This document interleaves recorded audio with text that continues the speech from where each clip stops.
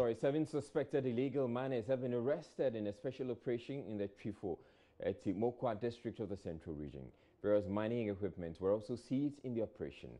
The 3 foreigners and 4 Ghanaians were arrested on the Pra River at Twifo Praso, where they were scavenging for minerals and handed over to the Central Region Police Command. Richard Kojunyako has more. For the entire period of the activities of the Operation Vanguard in the Western, Eastern and the Ashanti regions, it appears the Central Region has been a safe haven for the activities of Galamsey. From a casual observation, the turbidity of the rivers and the other water bodies in the region has increased. The rivers and other water bodies in the region are being polluted on a daily basis, heightening serious concerns by residents. The arrests of the 7 persons by a task force led by the District Chief Executive for Twifo Etimokwa, Robert Ajimanyantechi, represent the determination of the District Security Committee to sustain the fight to stop the destruction of the environment by illegal miners. We've been able to confiscate 1 excavator, 4 machines that they use for pumping and other things. I don't know the nature of the work very well, so I cannot give the exact terms for those machines, but about 4 or 5 of them. And then a lot of, how do you call it, fuel. They've been using diesel for their operations. They have car batteries, 2 of them, Chanfan machine, and the one they use for the pumping work. 11 tag of ID card tags. In fact, they have made some tasks for them as a formal job. So whoever is employed there will not think that is an illegal something. The DC is backing calls by the Central Regional Minister Kwame Nadankan for the anti-Galamsey Task Force Operation Vanguard to be sent to the Central Region to complement the effort by the various district security councils to combat the menace. Though our boys or our task force members were able to apprehend all these people, I think with the help of the national security, you can move further than where we have gotten to now. So we are still counting on them that the task is a huge one, of course, and that for the fact that we don't have the experienced, well-trained people to be swimming in the river and so on and so forth, we would appeal to the Operation Vanguard team to also consider this region, because it is not only those regions that they are operating that we see these Galamseyers operating. The 7 have since been remanded in police custody for further investigations to be carried out. Richard Kwejenyako, Joy News, Cape Coast. Right, it's been over 9 months since government imposed a nationwide injunction or ban on all forms of small-scale mining across the country. The ban was imposed because of the devastating impact illegal small-scale mining was having on the environment, particularly water bodies and forests. There have been concerns among licensed small-scale miners about how unregistered miners have taken advantage of the ban to mine on the blind side of the Operation Vanguard team. Central Region Minister Kwame Nadankan agrees there's a need to do more in the Galamsey fight. In fact, we have not benefited that much from the effort that the President's assumption of office has put in as a region. We haven't benefited that much. And so, if you go to the endemic areas, it is still a major problem. Occasionally you have the police close in on them, but how is that sustainable? They do that, a few arrests effected, you see the commander grant interview to the press, commander comes back to Cape Coast, Papadoko, then they are back in there. Indeed, we have our own chapter of Operation Vanguard.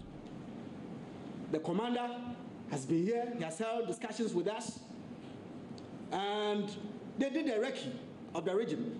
They went to Diaso, they went to Dunkwa, that's Dencha West, Dencha East, Twifo Etimokwa, Asin North, and then Gumwa West.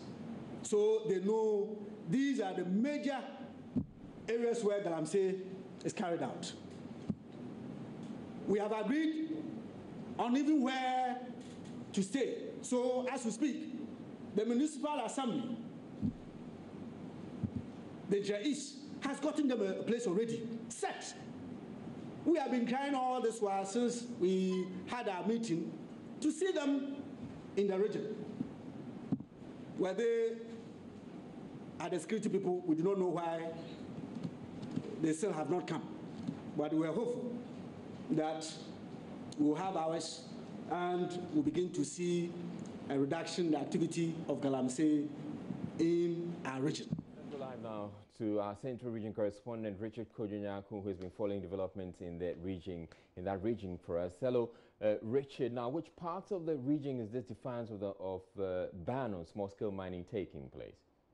Well, if you go to the Upper Denkyira West, Upper Denkyira East, Chifu Etimokwa, and part of the Asan South, if you go to the Gomoa area, these places are the places that the Galamsey activities are vigorously taking place. I have traveled to Asan Praso, where, the river has been heavily polluted. I've also gone to Chifu Praso, where the river has also been heavily polluted. I've gone to the Ofen River, where several arrests have been made with the support of the district security councils in the various district assemblies. I've also traveled to the Apostle area, and then if you're traveling to Takoradi, you see the extent of pollution that has taken place as a result of these Galamsey activities. Most of them have resorted to mining in the night and then using the chamfine, the machine that they put on the rivers, and then they scavenge for the good, and it become a source of worry and a headache for even the traditional authorities in the Central Region, in these places that I have mentioned. And the Central Regional Minister, after meeting the council for the region, was really, really worried about how the activities are increasing by the day. And so that is why he is calling on the Operation Vanguard team to also concentrate, because they have already provided some accommodation and other things they would use that will help them when they come in combating the menace. All right, Richard, you're talking about the pollution of the water bodies in the region. Earlier, we had reports that these water bodies were clearing up. Is it the case that they're, being polluted again? Yes. So initially, when the launch was made for the anti-Galamsey task force to go to the field to work, the Galamsey activities ceased. But now it seems they are coming back, and it appears that those that have been sacked by the Vanguard team from the Ashanti, the Eastern region, and part of the Western region, they are all heading to the Central region, because in the Central region, the Operation Vanguard team is not present there. And so that is why the activities are now increasing and the rivers are being polluted. All right, thank you very much, Richard Kojo-Nyarko, with that update. So why has the Joint Military Police Task Force not been able to deal with the menace in the central and other mining regions? Spokesperson of the Task Force Squadron Leader Robertson Omanie joins me on live on Skype with some answers. Hello, and thank you for making the time. Is the Operation Vanguard team aware of these violations of the ban in the central region? Yes, Israel, we are aware. Initially, we were not deployed in the central region. And for Operation Vanguard, somewhere last week, we went to the central region together with the National Small-Scale Miners Task Force. And since then, there's a lot of... Right, I'm losing you on the line. If you could just speak up a bit. Yeah, what I'm saying is that initially we were deployed in the Ashanti region, Eastern region, and the Western region. We were not deployed in the Central region. But from last week, we, together with the National Small-Scale Miners Task Force, organized an operation on the rivers in the Central region, that's the River Fra and River Ofen. And since then, we have been organizing operations on these rivers. You feel that just the operation on the rivers will suffice? Or how about some other parts of the region, which not necessarily the rivers? Yes, we think that it will suffice, because when we deal with the illegal miners on these rivers, we will have our rivers clean. Because already we have been dealing with the rivers in Western, Eastern, and then Ashanti. So we believe strongly that it will work. All right. These recent arrests that was made of the 7 people, would you say that this has been something, a collaboration between yourselves and the task force? Yes, we are all helping together to get our waters clean. So any support that Operation Vanguard gets, we really appreciate it. How about maintaining a presence there in the region? Yes, we are going to maintain some presence there. And for strategic reasons, I wouldn't want to mention what we intend to do. All right, thank you very much. That was Omani AJ Hughes with Operation Vanguard team in the Central Region, or in the Ashanti region. You're watching Joy News Prime. We're taking a break here on the bulletin, but still ahead in the bulletin, the Kumasi High Court had issued a bench warrant for the arrest of the Jospon Group Chief Executive over a contempt charge. We'll be back with that and more. Stay tuned.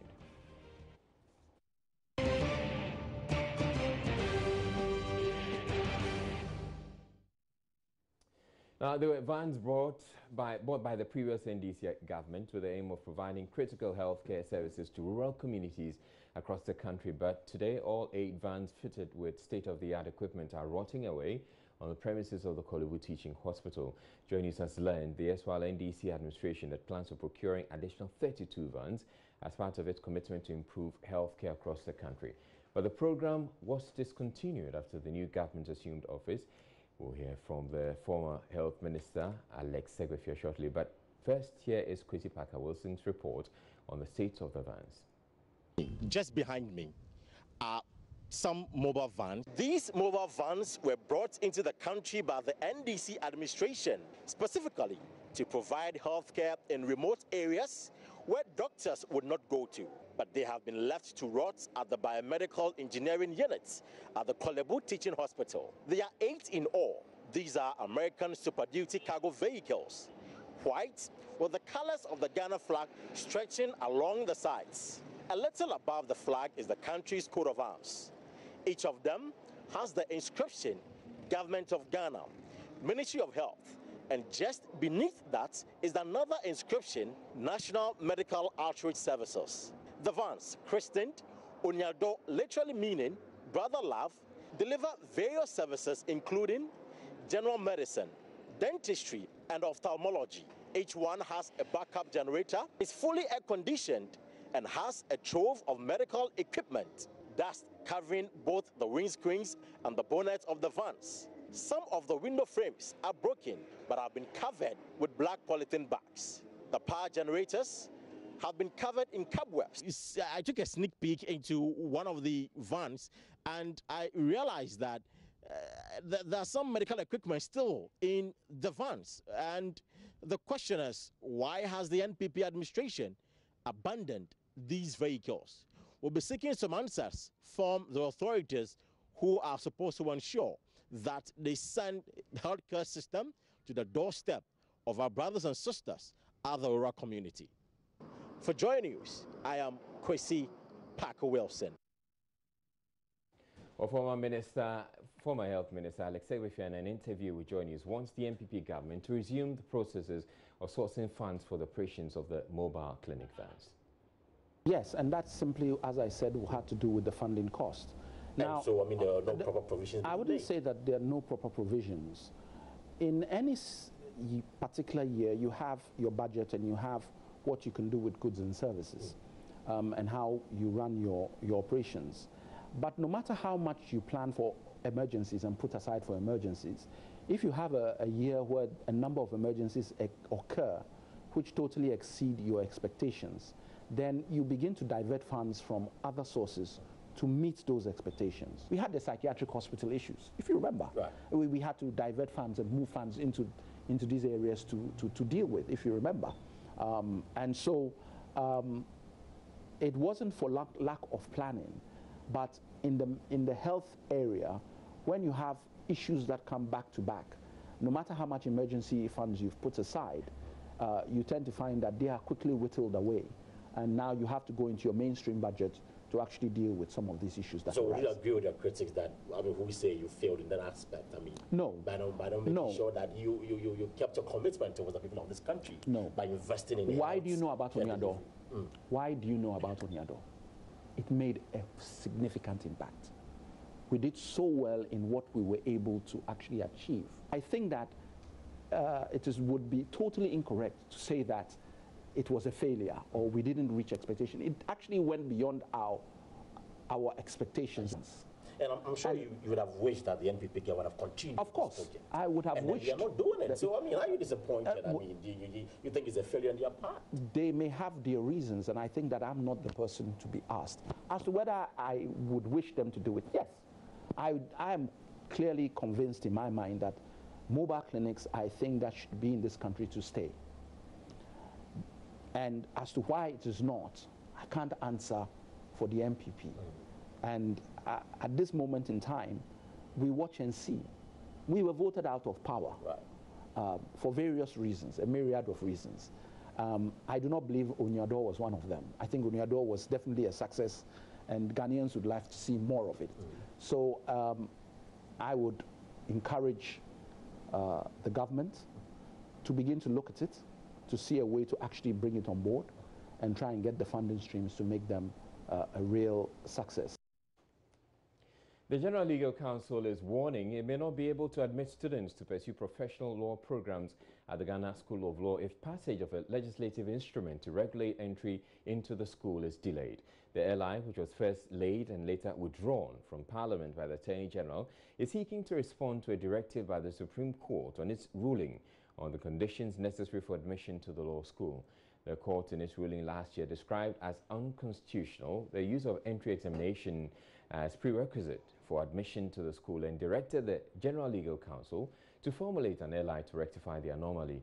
On Wednesday, arguments for and against the entry examination as requirement for admission were made before the Subsidiary Legislation Committee in Parliament. Here is a lawyer for the Association of Law Students, Kofi Bento, who insists the LI, when passed, will restrict access to legal education. Regulating admission, if it must be, must therefore happen at the LLB level. If we are complaining, and part of why we have heard that. Now let's your mic. What is your recommendation in terms of the way forward?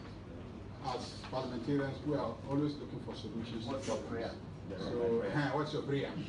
Thank you very much. My Lord, hey, just say chairman. Forgive me, I'm used to daddies. The chairman. Mr. Chairman, it was very interesting to listen to you speak about what the General Legal Council called the medium-term reforms that will lead to the future. People who have legally qualified will register, pay their approved fees, and find their tuition in accredited institutions, whether public or private, as provided for by the Constitution. Then they, being the regulators empowered by law, will regulate by giving curricula, subjects, and all kinds of rules and regulations, which could include examinations for people who have entered the system by which they can be removed, like the French University examination. But then they focus on the production of lawyers by virtue of the final bar examination, which is the place where we determine who will become a lawyer or who will not. By head of the GLC, Professor Kofi Kwashiga says inadequate space and lecturers make it impossible to allow all qualified students to enroll at the Ghana School of Law, hence the regulation. 3 requirements. I could say no exams. All you need is just walk in. I could do that. I could say exams. It is in respect of that when the council suggested LI 1296, the council at that time, in Regulation 2, decided that once you have an LLB from a recognized university, you walk in. That was a creation of the General Legal Council based on Act 33. And indeed, the Supreme Court was right when it held that the entrance examination was not known to the law because of what we have in LI 1296. The Supreme Court was all right.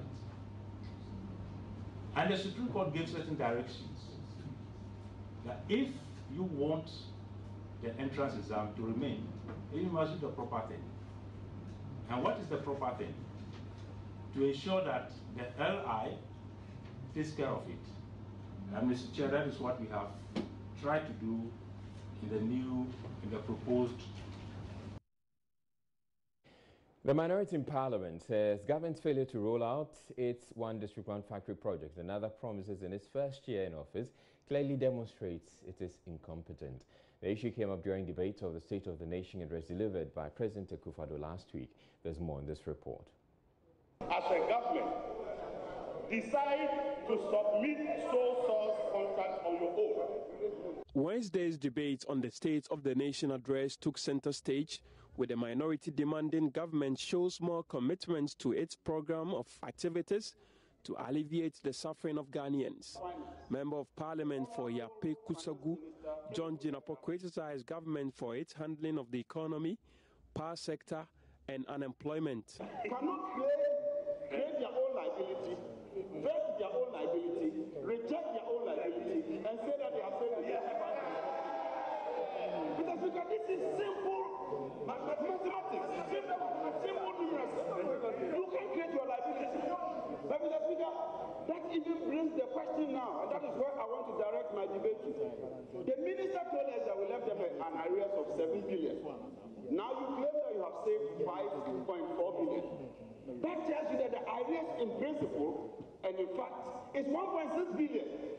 It therefore tells you, and let me educate people, your arrears add up to your deficits. Your deficits compound to give you your national debt. So if your arrears are reducing, it means that your deficits are reducing. If your deficits are reducing, it means that your national debt is reducing. I therefore state that the 122 billion debt that the Minister of Finance presented as national debt that we left for them cannot be accurate and must be rejected. The Minister must come back and present the real figures.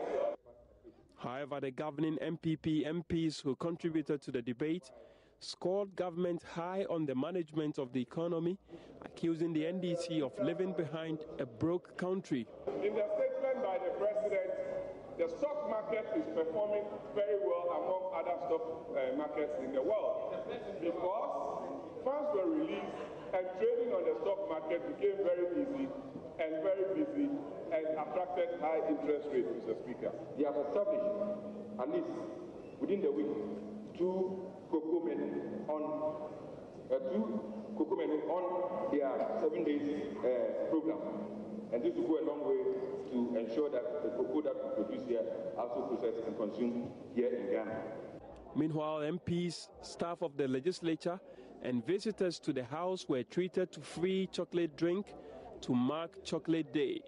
In a statement, Tourism and Creative Arts Minister Catherine Afeku called for the patronage of made in Ghana goods to give meaning to the day. How can we add more value? How do we take cocoa production to the next level? As our president, Nana Addo Dankwa, has reiterated over and over that we should consume the cocoa within Ghana. It's only Ghana and Ivory Coast that are the two world largest producing countries of this bean. So it's time to imbibe the consumption, the value chain, and see it create the jobs that we deserve. Contributors, including the minority leader, demanded government builds a regional hospital in honor of late Tete Kwashi, who is credited with bringing cocoa to Ghana. Tete Kwashi was from Greater Accra and not Eastern Region. He was from Greater Accra and not Eastern Region. Even though the farm, the successful farm that he cultivated was in Eastern Region. Because so come to think of it, we have now built a regional hospital for Greater Accra. It bears no particular name. It is only Rich Hospital. Can't we then take the opportunity to name discussion, but a significant role that he played in the life of this country. We're taking a break to bring you business news, but still adding the bulletin. Kumasi Traditional Council summons Ashanti Region Minister Enichuma Kwawoma DC over Fwasa disturbances, which resulted in 3 deaths. In business, economists explore the implications of a further drop for the economy as the inflation rate for the month of January drops to 10.3%.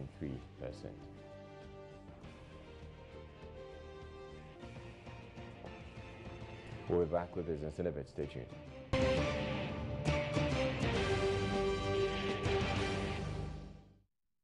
Good evening. Time now to take a look at some business news updates. And the year-on-year inflation rate for the month of January is 10.3%.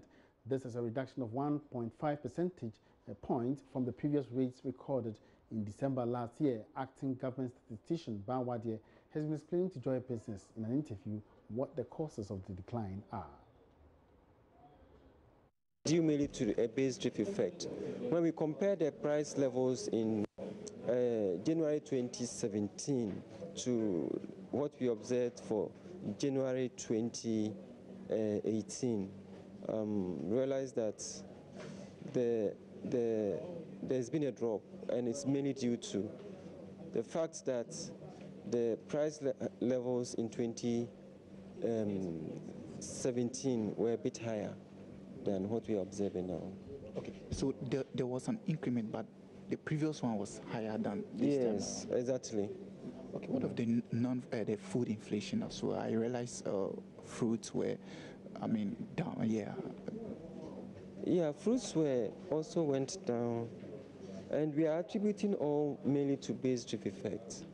That the comparison with the price levels in 2017 for the month of January, as compared with the current January 2018, the levels were a bit higher, and that affected any change that we observed. Meanwhile, economist Courage Marty of Data Bank says the drop will stimulate further investor confidence and generally improve consumption levels in the country. He shared his thoughts when he spoke with my colleague Bismarck Awusa. Basically, it means that there is a steady return to macroeconomic stability.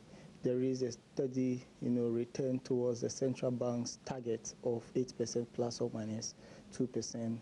And again, what it means is that it is likely to also stimulate and sustain investor confidence in the outlook that there is a low risk of instability to capital and the returns on capital, and so that could stimulate investment, private sector investment for economic growth. So generally, it is consistent with what the market expects for the outlook for inflation during the course of the year.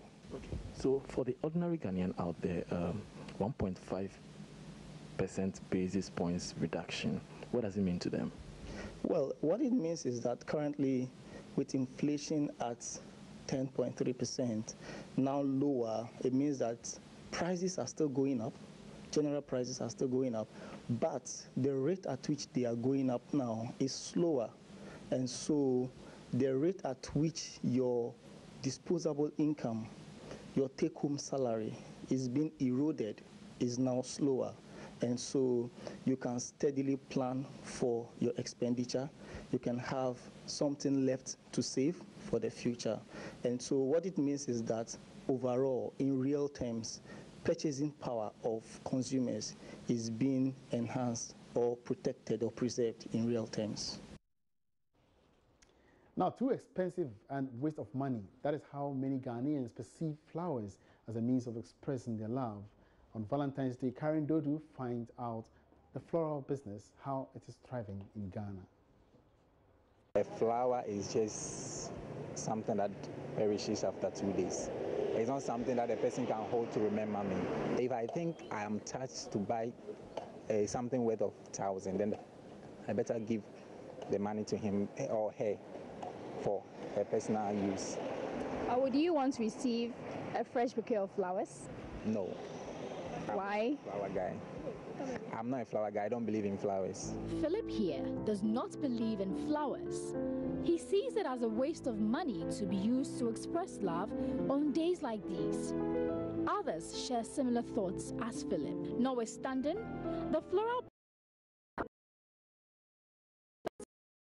to everybody in Ghana. Our approach to getting flower designs to our clients was to basically create pop-up stores in very convenient locations, everywhere from your restaurants to your cafes, to your malls, and even some office buildings. For Valentine's Day, she acknowledges sales are going well. Her bouquets start from 200 cedis. For a single red or white rose, between 25 and 30 cedis can do the trick.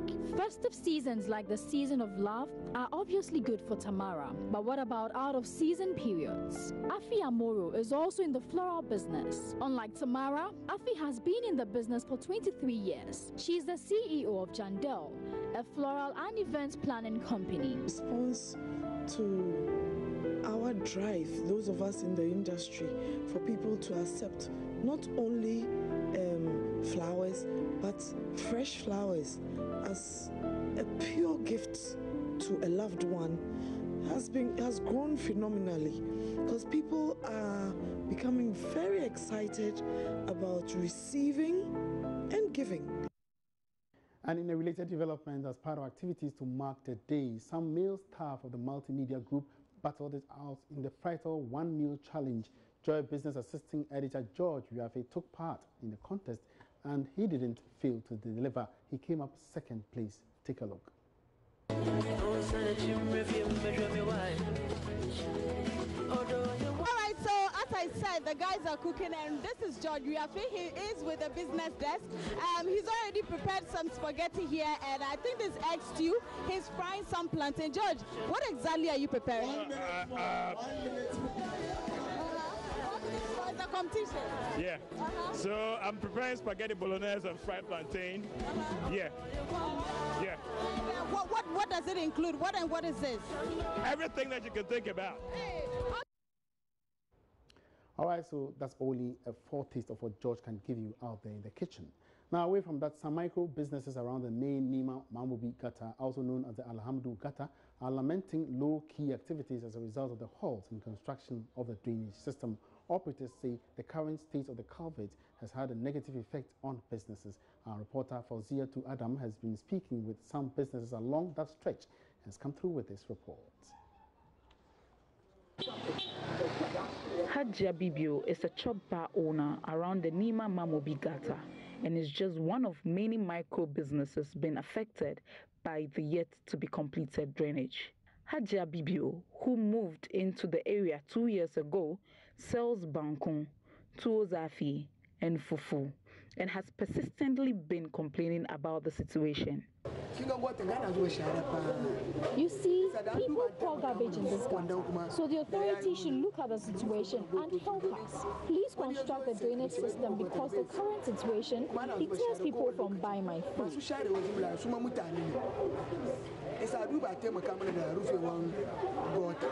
For this boutique owner who operates along the main Nima culvert, Alhaji Baba Kankani Musa, the presence of the drain drives away his customers. Most of the time, my customers, if they came here and saw the environment, sometimes they don't come. Sometimes they come here in the evening, they will see people are here shitting. Around 8 o'clock, they were here shitting here. So most of the times, if they come and they saw the environment, how the thing is, they will not come back again. Meanwhile, Minister of Zongo Ministries and Inner Cities, Abubakar Siddiq Boniface, says his outfit is liaising with the sanitation ministries to clear the heap of rubbish around the drainage construction area by the close of next month. Based on our good relationship and better coordination and collaboration between ministries, I brought in the dedicated line ministry, and that is the Ministry of Roads and Highways, to the Mamobi Nima drainage. This is more or less a storm drain, and it's far beyond the reach of this ministry. However, it is so important, based on our mission, it is so important that I coordinate, collaborate, and facilitate affirmative actions. I've started discussions with some of the opinion leaders within the Zongo communities.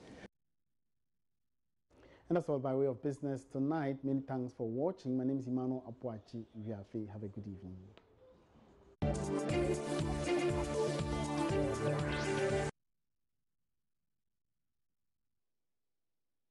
At Kumasi Traditional Council has summoned Ashanti Regional Minister Simon Osei and the District Chief Executive for Achima Kwanguma following the death of 3 people at Fuase. Several others sustained injuries after protesting residents clashed with police over a government's decision to relocate the district capital from Fuase to Twediɛ. This latest development comes as the assembly members in the district call on President Akufo-Addo to probe the incident. Presiding member Emmanuel Isua Dadzie told a news conference Tuesday the casualties could have been avoided if the police had acted professionally. It is instructive to note that on that fateful day, our gentle DC visited Nana Fuase to introduce 2 new management members, the district coordinating director and the district head of works, to the palace. So far the assembly is concerned, per the roadmap we have been furnished with, it would be strange to assume that the visit was meant to bid the chief and Fuase people farewell. Proceedings were delayed for some minutes, forcing the spokesperson and member for Kokobin, Roxanne Osafriye, to abandon his post.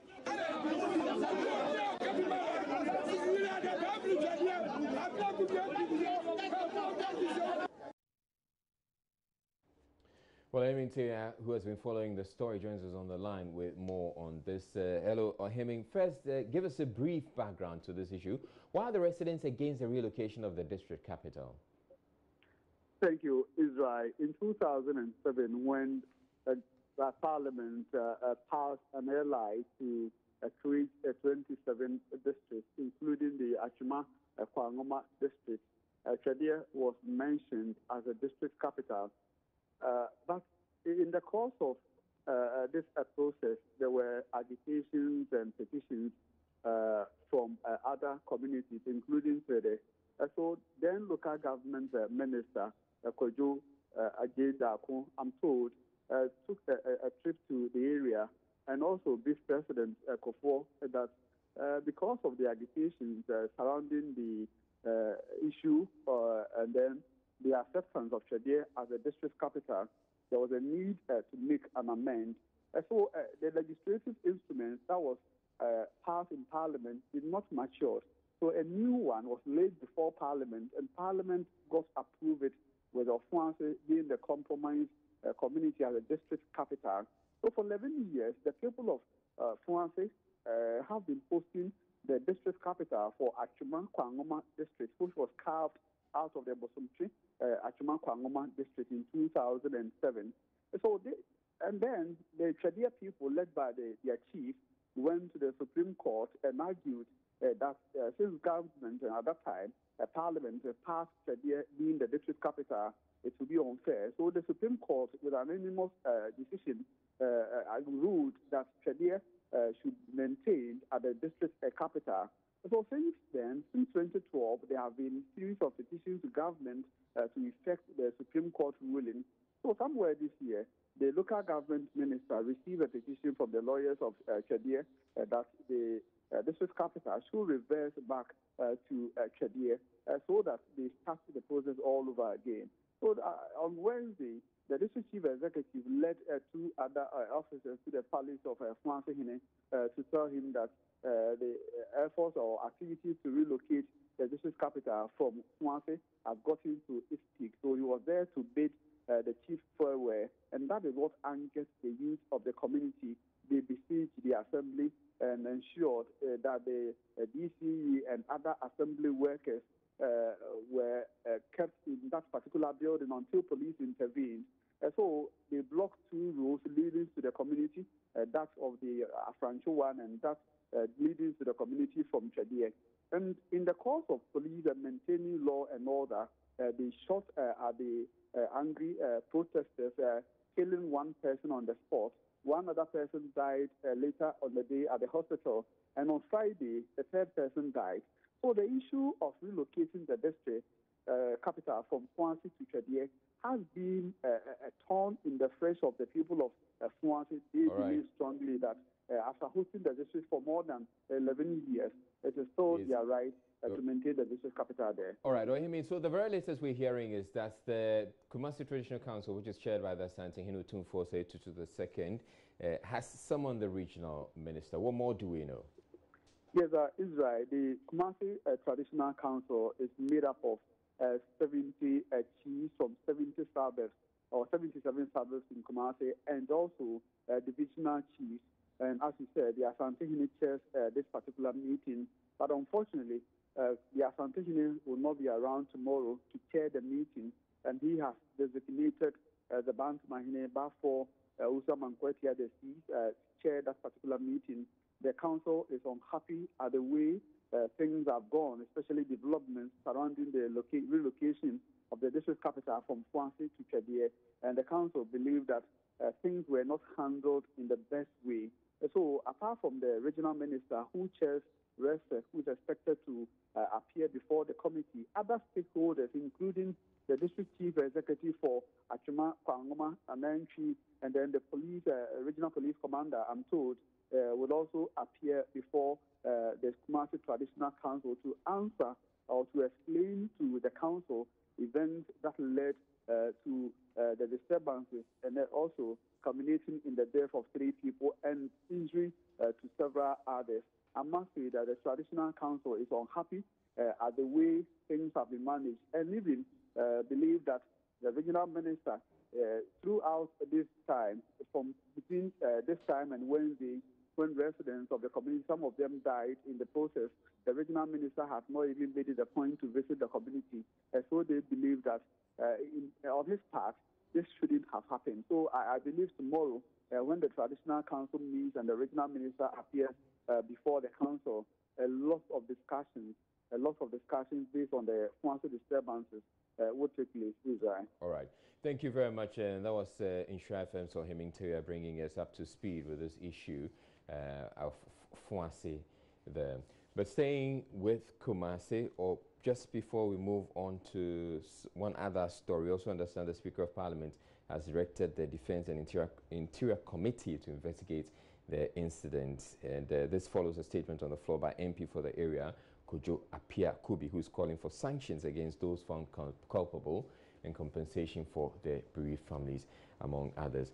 Now, with some other news, in Kumasi High Court has issued a bench warrant for the arrest of the chairman of the Jospon Group of Companies, Joseph Sian Ejepong, Wanalachi Abbas, after winning a judgment against one of Jospon's companies, J Plantpool, got the court to order the locking up of the premises of the company.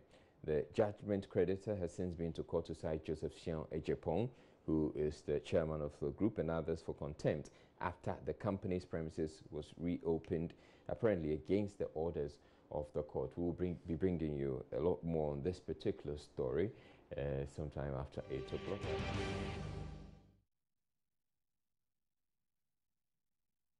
Now, Minister for Justice and Attorney General Gloria Kufu has expressed shock at conditions that workers at Attorney General's Department are working in. The offices are not only congested, but have broken tables and chairs.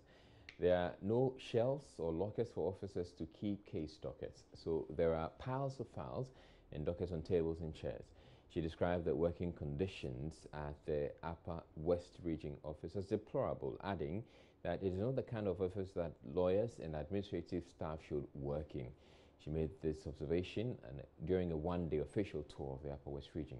Joining us, Upper West Region correspondent Rafiq Salam reports from Wa. The office of the Attorney General's Department is one of several decentralized departments that have their offices at the Block B of the Upper West Regional Administration. Since the construction of the two-story building close to 40 years ago, it has seen little or no renovation. I'm using a laptop table, a desktop table as my table, and a student chair as my office chair. And the room, the state of the rooms, Nothing to write home about. Madame Gloria Ekufu quickly moved to the office to see for herself the challenges they are grappling with. At this office, the few tables have covered the entire office to a point that hardly can one get a working space here.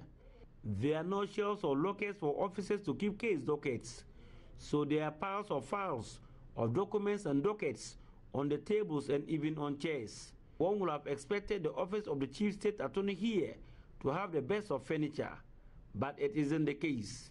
The seat covers to some of the chairs are torn, while others are broken to the point that they have crooked stands. Madame Gloria Ekufu expressed shock over the state of the office. Clearly, there are challenges in respect of space, not only for offices, but the state of the offices are also quite deplorable. It is not the kind of environment that you can expect lawyers and the administrative staff to work in. Simple needs such as chairs are needed, and we need to attend to them as quickly as possible. We are faced with challenges of attracting people to come and work in the regions. Clearly, this must be the reason behind it, because anybody who aspires to be a lawyer may not be expecting to work in the Flagstaff House, but at least something better than what I have come to see here. It is the wish of the Minister for Justice and Attorney General that the challenges are tackled immediately. It needs a quick fix if we have to deliver on our mandate. There are clear budgetary implications. You need to put these needs in a budget for approval to be given, and then before you can access the money. Nationally, we are under constraints. There are debts that government is having to pay to cut back on the huge interests that are accumulating.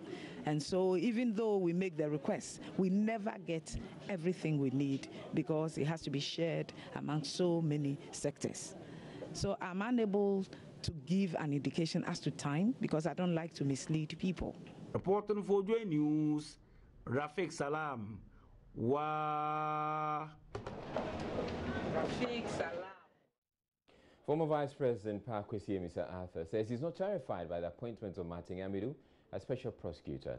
He says his relationship with the former Attorney General and Minister of Justice Martin Amidu shows his love for Ghana and he's sure of doing a good job. I've known Mr. Amidu from our days in the PNDC government. He was in very many positions. He was. I remember that when he was Deputy Minister for Industry, Science and Technology, we worked very, very closely. He's a very meticulous person, and he loves Ghana, and he's independent. And I know that if anybody can make this work, Martin should make it work. The thing I don't like about the way the public narrative has gone is that, oh, he's going to go after. Yes. No, I don't believe. I don't believe that well, people are speculating about it. I don't know enough law to be able to say whether he can do that, whether he will do that. I haven't seen him for quite some time, for more than 2-3 years, so I don't know what his current thinking is. But if I know him as a principled person, I know he'll do a good job. He says he has no ambition to contest for the NDC flag bearership in the election 2020. According to him, many are falling in what he calls a trap, especially by unrelenting journalists. Mr. Amissah-Arthur, however, says he will be available to be used by the party in whatever way they deem necessary. He spoke with journalist MFR Powell. I'm available to be used by the party in whatever way they feel possible. So I'm available, but there's too much emphasis on the leader and so on. Your name has come up. You don't want to. You don't want to heed the call. You've seen posters. We've seen posters on social media. Amissah-Arthur for 2020. Haven't you seen it? Are you not behind it? No, I'm not behind it. Definitely not behind it. A lot of organization is needed for somebody to become a leader, and so I'm saying that we are not there yet. When the time comes, people will come up naturally and they'll be voted for. Is it that you don't think you're fit for the job? I I don't know why you ask. I'm not going to fall into that trap. Too many people have fallen into that trap where they are not ready and they have been forced because there's an insistent interviewer to say that, yes, I'm going. I'm saying to you that I'm happy that people feel that I'm qualified to lead the NDC. That also gives me a certain influence in the things that we are doing. So I'm happy that they are doing that, but I have not decided. And when I decide, I'll go all out into seeking the office. But as of now, no. The former vice president has meanwhile blamed the death of sensational dancehall act Ebony on recklessness on the road. So Mr. Arthur described her death as unfortunate and expressed condolence to her family. It's sad that she ended up this way. I mean, really, it's part of the recklessness on our roads which we need to know, because really, and I've seen her father's sad. It's very sad, and it's such a young person with just breaking into the global music scene to end up like this. It's really sad. My heart goes out to her parents, especially the mother who had just come from the UK to visit, and then she's the cause of this. It must be excruciating for them. I'm sorry. The Kumasi High Court has issued a bench warrant for the arrest of the chairman of the Jospong Group of Companies, Joseph Sian Ejapong, one alleged Abbas, after winning a judgment against one of Jospong's companies, J. Planpool, court to order the locking up of the premises of by court for the arrest of the manager, the lawyer, and chief executive of Jospong Group of Companies. Can you confirm this? Absolutely. And I think the first two were issued more than a week ago, and the contemnors have subsequently been arrested and they've been granted bail.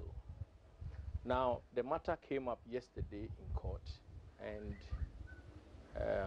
there was an application for them to be rescinded, which the court has now rescinded the two of them. However, having said that, the court also granted another bench warrant for the arrest of somebody in the name of Mr. Joseph Sian Ejapong.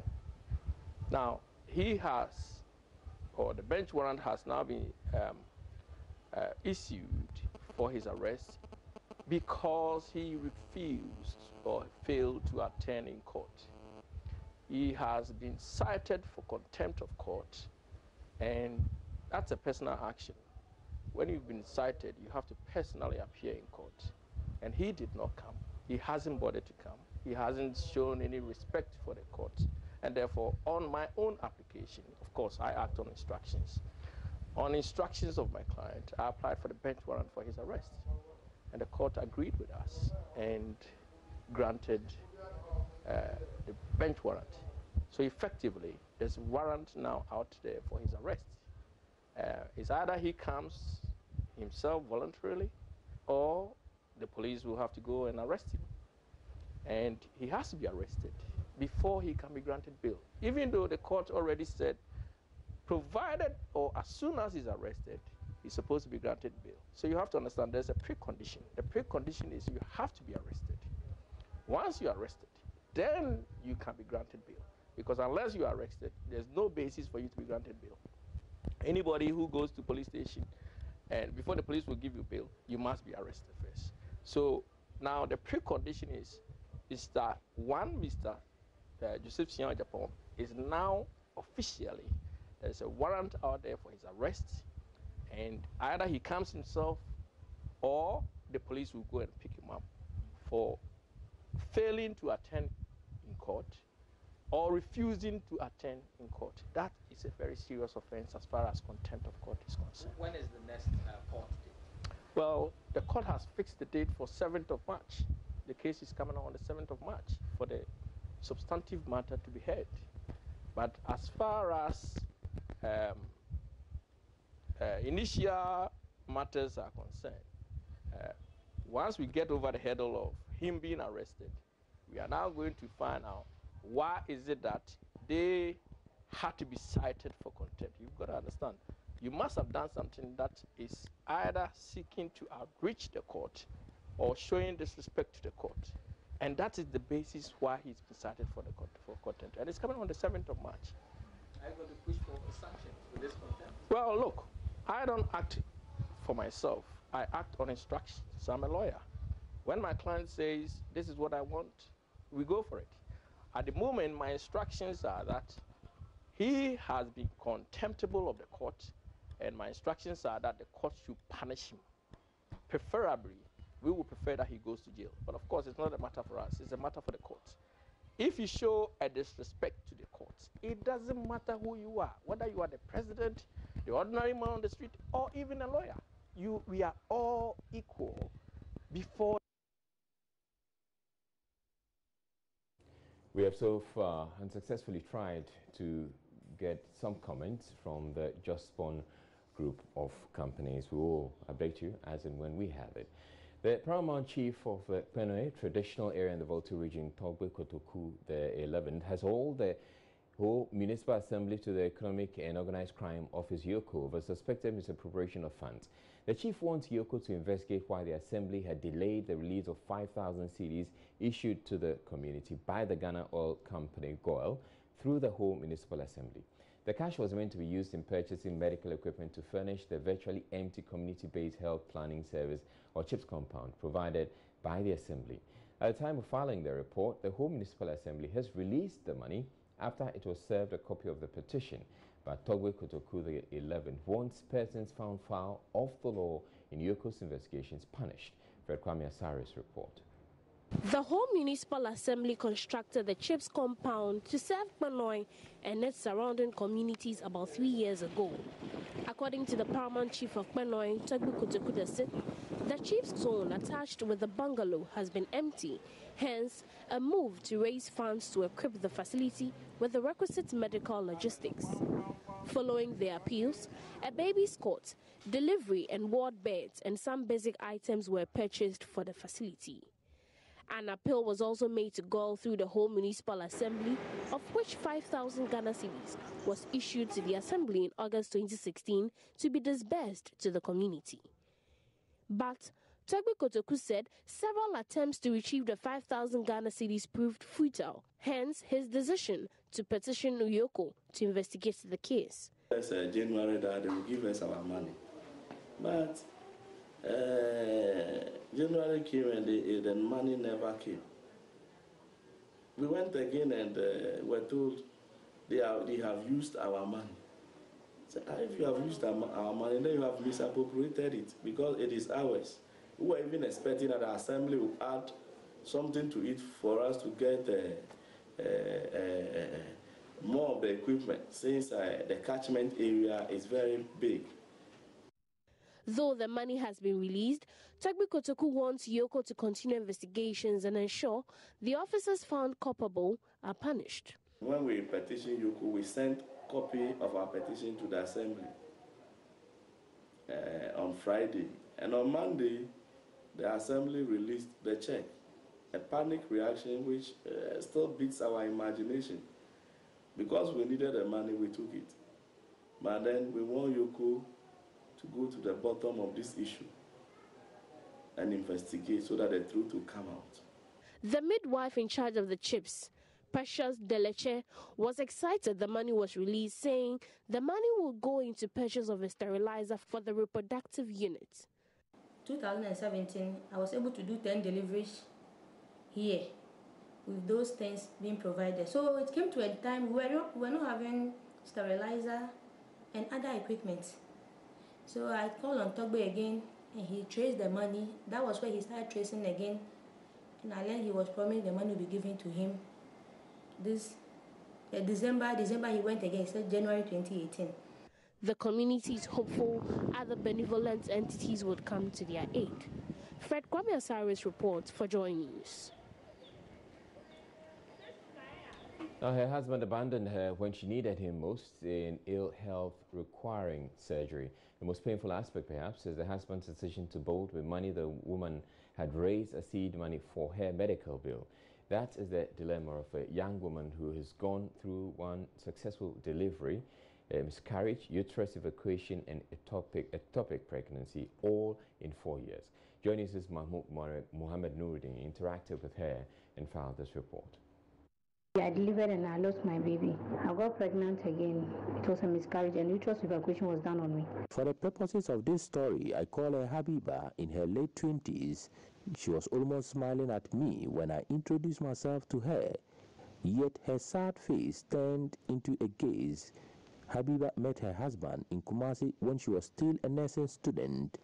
They got married after her graduation, only for the woman to discover later the man had other wives he claimed to have divorced. When he was here to marry me in my house, I didn't know he was having wives because he got married 3 before I just completed school and he just married me.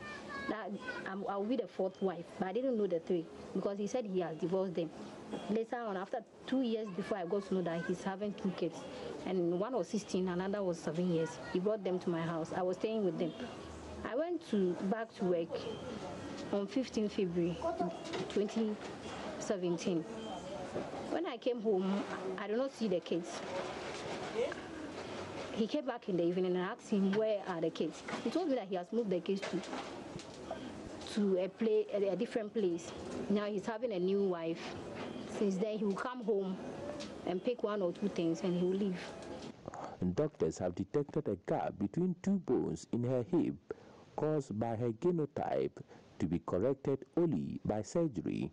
After my first delivery, I had a problem with my hip bone, which I needed a surgery. She managed to raise some money, supposedly to support her husband to foot the bill for her scheduled surgery. The accounts say if a man has nothing to offer his in-law, he does not worsen his case by stealing from them. That exactly is what Habiba's husband has done, not to his in-law, but the wife herself. Because of the financial aspect of it, he asked me to give him some money so that he will add it to his business, so that when it grows, he can help me to have my surgery done. So I gave the money to him. 3 months later, he went and introduced me to one man that he bought plots from him, 2 plots. We will go there, both of us will go there, work. And if we will do the filling, both of us will do the filling. Habiba has been responsible for everything from rent, feeding, and utilities because her husband is jobless. Now she's unwell, moves about aided by a pair of crutches, and the man is nowhere to be found. They've called him and he's not even responding. So I'm now in my mom's house. He has not been giving me anything. He's not coming to see me. Whenever he'll come and pick his clothes and go back to where he's staying. So what happened next? My landlord is part. He brought a man and they talked to him. Even that was even the worst. After that incident, he even started sleeping out. He will not come home again. A crutch, because I have to lean on the other one because the 2 are just affected. So I have to be using the hand support so that I will not put much pressure. She went into marriage in good health, but she returns to her parents an incapable person.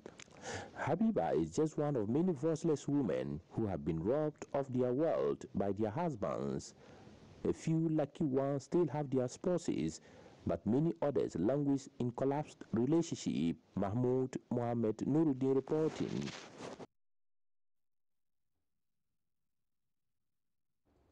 Now time now for a look at our headlines. 7 suspected illegal miners arrested in what is being described as a surge in illegal mining activities in the central region despite the nationwide ban.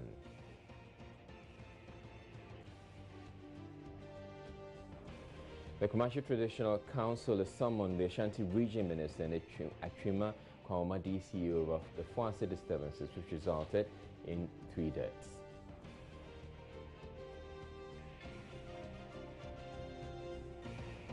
In business, economist says further drop in general inflation to 10.3% will stimulate investor confidence and improve general consumption levels in the country. And General Legal Counsel warns it may not be able to admit any students this year if Parliament continues to delay in passing the LI to regulate admissions into the Ghana School of Law.